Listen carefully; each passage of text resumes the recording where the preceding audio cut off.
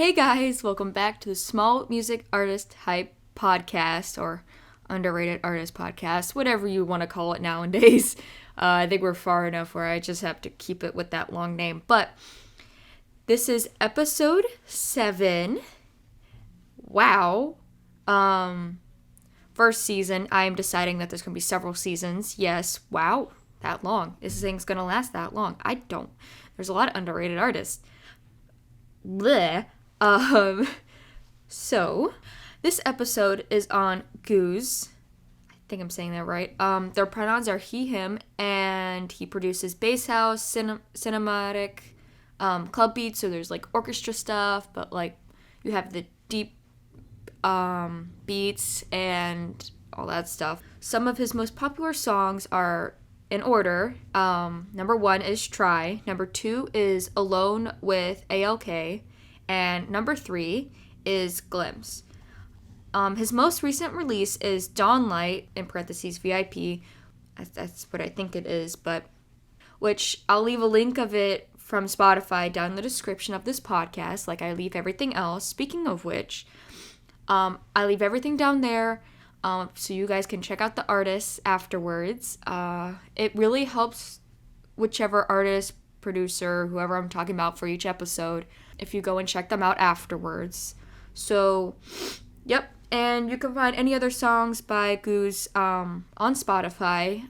And let's get started, right? I mean, I guess I did start, but yep. As you guys know, for the last couple episodes, I've been having the podcast interview.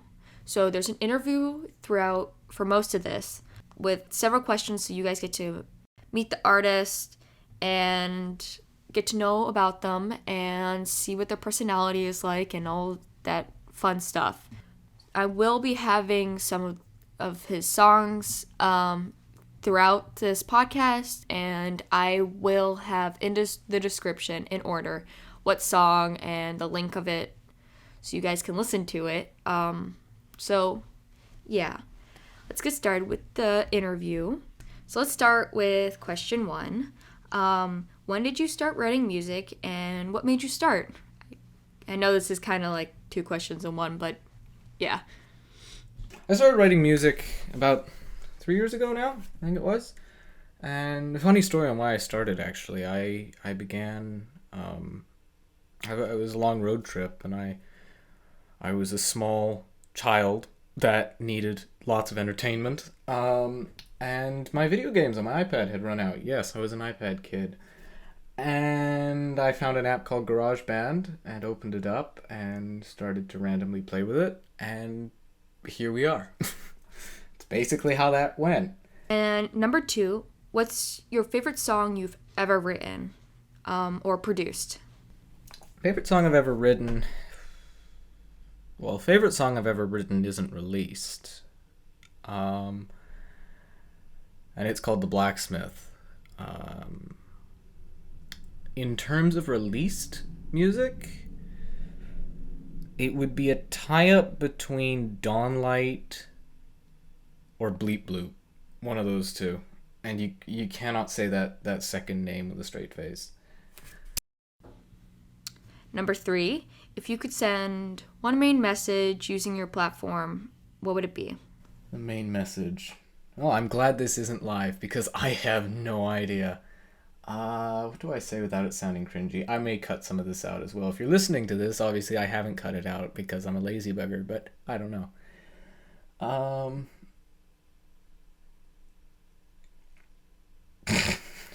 have no idea. I have something in mind, but I don't know. Actually, I do know. It's cheese. Oh boy, I'm really glad this wasn't recorded live. Typically, I can come up with answers quickly. This is just not happening. I think for me, the main message of GOOGGZ and who I am as a producer would be, I mean, as cheesy as it sounds, it would most likely be just, don't follow the herd. Pick your own path, stick with it. Because, I mean, that was the one thing I made music, for 2.5 years, I made music that I thought people would like. But it wasn't what I wanted to do. because I have very weird tastes. And then about a year ago, I said, "Why am I doing this?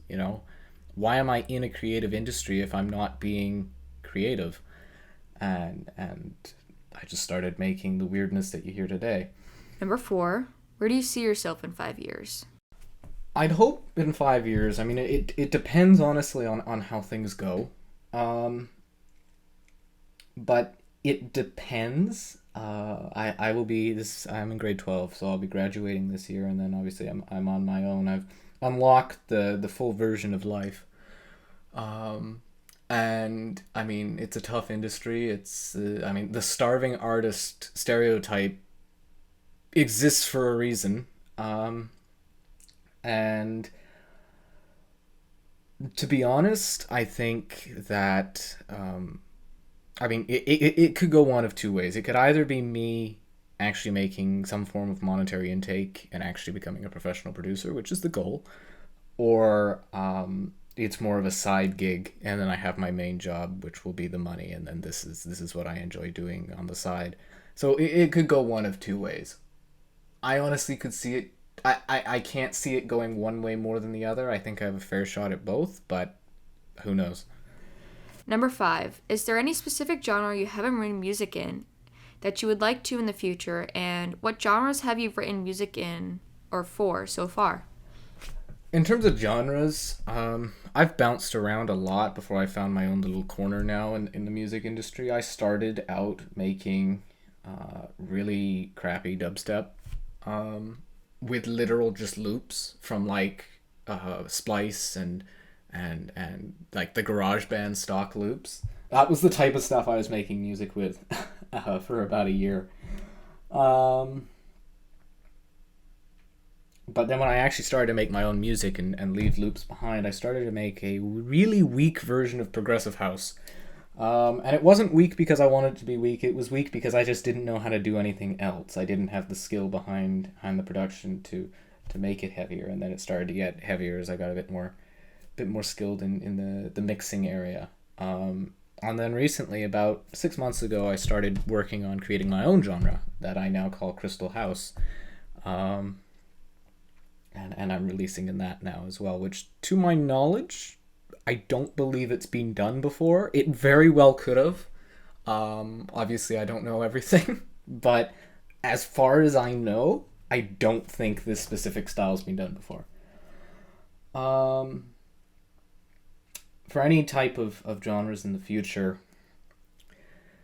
I honestly, I think I'm going to stay with house. The only one I'd be interested in would be dubstep, because I think it's an interesting genre. I do enjoy unique dubstep.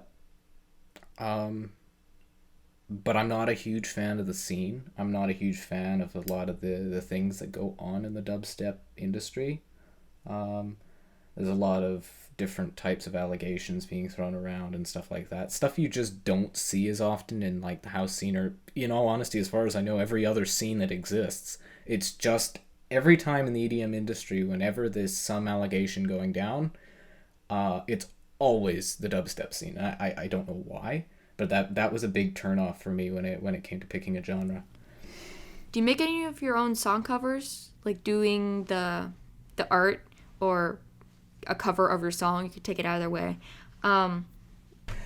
Yeah, so I do a lot of photo manipulation because I personally am a really bad artist. Unless it's stick figures, I am not your guy. So I will take some type of royalty-free photo, whatever it is, and I'll just morph it and manipulate it and throw filters on it and distort it and do a whole bunch of weird things. I've recently started for one song in particular. I am paying an artist to do some artwork for me, but I mean, it's expensive. It's really expensive. I can't afford that for every song. So typically, yes, I'll do my own music or my own covers. Number 8, what song was the hardest for you to write, literally or mentally?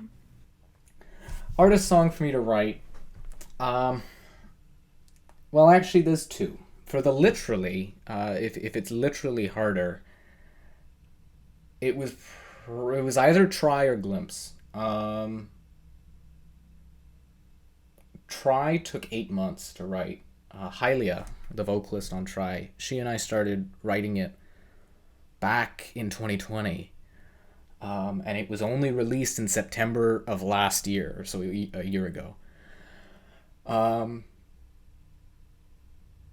But we started writing it, and we had no idea where we wanted to go with it. It was an absolute mess. The whole thing just didn't work at all whatsoever. Our styles clashed, and it just, no. And we kept coming back to it. It was a solid idea, but it just didn't work. I was able to do something to get it to stick together and sound like a cohesive song, but it just still sounded cheap. It just didn't work. Eventually, I started to have a bit of an itch to maybe change up the vibe, and I messaged her and I said, hey, maybe you could sing this in maybe more of a minor key and a bit more of a mysterious tone, and that's now what the vocalist or the vocals you hear today. And I then based a song around that, and it's entire, like, it doesn't even sound like the same song. It sounds like two different songs, just one's really bad. And then mentally, it's one that I haven't released and probably won't. It's called I Can't Do This Anymore. I wrote it when I was in somewhat of a hard area, a darker period of my life. And it was something I wrote just for me, personally. I spent a lot of late nights writing that one. And I was planning to release it, to be honest, but I don't know. There was something about making money off of my own struggles that I don't know why. I just didn't feel like that was... I don't know. I just had a problem with that, so I never did. Number 9. Who are your favorite musicians and why? In terms of producers and musicians, I'd say probably my two favorites currently. The first one is, without a doubt, Mofok.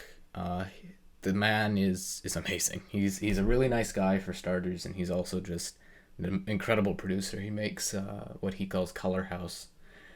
And if you listen to his style and my style side by side, you can tell it's inspired by it. His just is more liquidy, the sound design, while mine is much more crystalline. I was actually referred to as Mofok on crack a couple days ago, so it definitely shines through.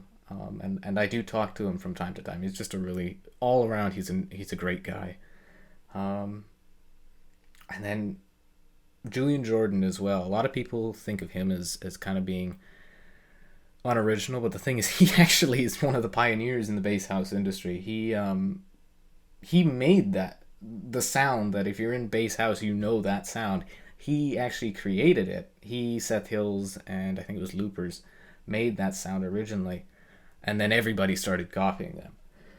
But he's constantly innovating and playing this stuff, and it's just energy all the time. He's a great artist as well. Number 10.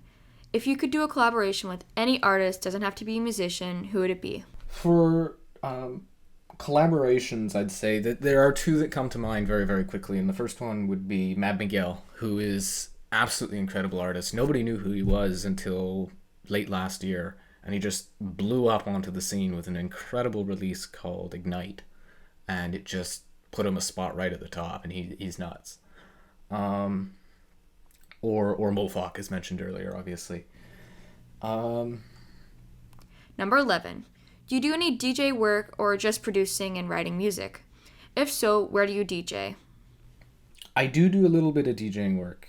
I started producing, and then I kind of stuck with it. And then I kind of clued in after a lot of my musical friends were like, they were getting gigs and stuff, and I started to clue in and go, maybe this is something I should learn. Maybe this kind of goes hand in hand. And I've never done any live gigs because I started DJing in the middle of COVID. But I have done some virtual gigs for different radio shows and stuff like that, and they're on YouTube and stuff like that. But in terms of live performances, I've never actually done one. Hope to, but haven't. Number 13. Is there anything you want your fans to know when it comes to any future releases? In terms of future releases, okay, this is an interesting question. Okay, so In terms of future releases, I would definitely just say watch out. I got some really weird stuff lined up. And I mean, as mentioned earlier in this podcast, there was, you know, for about 2 years I was making stuff that I figured the fans wanted. And there is something to that, you know? I mean, if the fans don't want it, you're not going to make money. But on the other end of it, if you don't enjoy it, what's the point of making it? So you got to find that sweet spot. And I'm personally a very experimental person. So my music tastes are very much not like most other people's. So it's hard to find fans, actually, for me, because a lot of people will listen to my music and have one issue with it or another, whether it's too crazy, too much, whatever. They'll have some problem with it. And then some people love it. But I like I said, I released my first track called Bleep Bloop, or my first Crystal House track called Bleep Bloop, about a week and a half ago, and it was accepted incredibly well. I was expecting it to be somewhat rejected for its weirdness, but it was accepted better than I actually hoped. So, I mean, I'm moving forward. I think just expect more Crystal House and for things to just really ramp up and get even crazier. I got some really wicked tracks coming out. Number 14. Is there a specific target audience you'd like to target your music to? For a specific target audience, I don't really have anybody that I'm specifically targeting my music towards. I mean, I've now have my own character that I announced back on, I think it was Thursday last week, Crystal, and she's basically now the figurehead of the GOOGGZ brand. And it's all based around surrealism. You know, something's out of place, something's not right, and her whole storyline is that basically she holds the ability to go into her mind, essentially, and take things out of her mind and bring them into the physical realm, and basically the mind is a separate dimension, and that's her whole storyline. And I mean, things in our minds are typically warped and somewhat weird and distorted, and they don't typically make sense. I mean, if you've ever remembered a dream, typically it's quite weird. So that's kind of the whole storyline there. Like, my music is straight from the mind, sort of.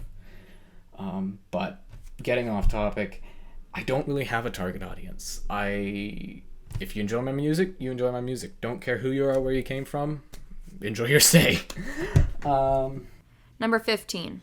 Is there a message or idea you want the listeners to take away from your upcoming release? I don't know when this podcast is going to be coming out, but I'm going to say it anyway. I have so for my upcoming release, I have a release called Sunsets coming out on October 2nd. I'm probably not supposed to say that, but I'm saying it anyway.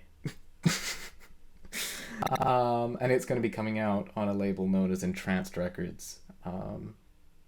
And it's basically just me experimenting more and just trying to create the impossible, and somehow make it possible. And it's the type of stuff that you're either going to love or you're going to hate. And that's how it is. That's how most of my music is, to be honest. You either love it or you hate it. There is no in between.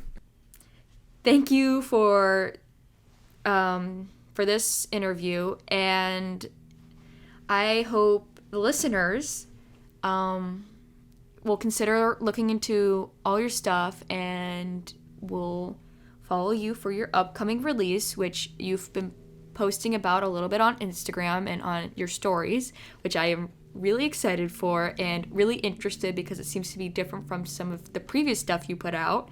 That is awesome. So he is on Instagram putting out stories and a couple posts about almost like a new era for some of his music. And it's all that kind of stuff gets me really, really excited. I love when artists do that. It gets you excited to see what kind of change there will be, and it always makes me really excited. If you would like to see that, make sure you follow him on Instagram, and I will leave that in the description. And any other links to any of his other stuff.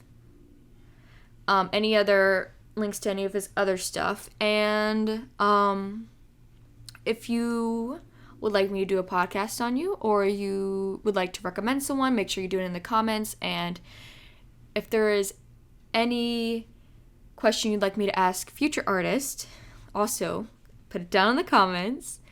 And yeah, make sure you subscribe, like, comment, share, all the things, and of course check out GOOGGZ and his music. And yeah, bye, and see you next episode, which might be a special one. Absolute friggin' long intro here, just so you can, edit the crap out of it. Okay. This is weird because you're not gonna hear this until later, and doing this way is very, very weird. I'm just trying to picture like how you'd ask these questions, the tones you would use and crap like that. But anyway. Why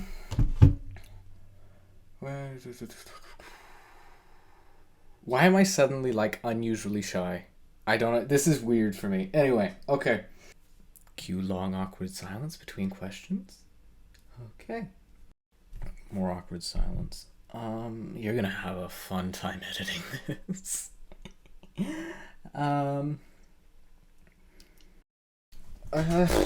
Okay.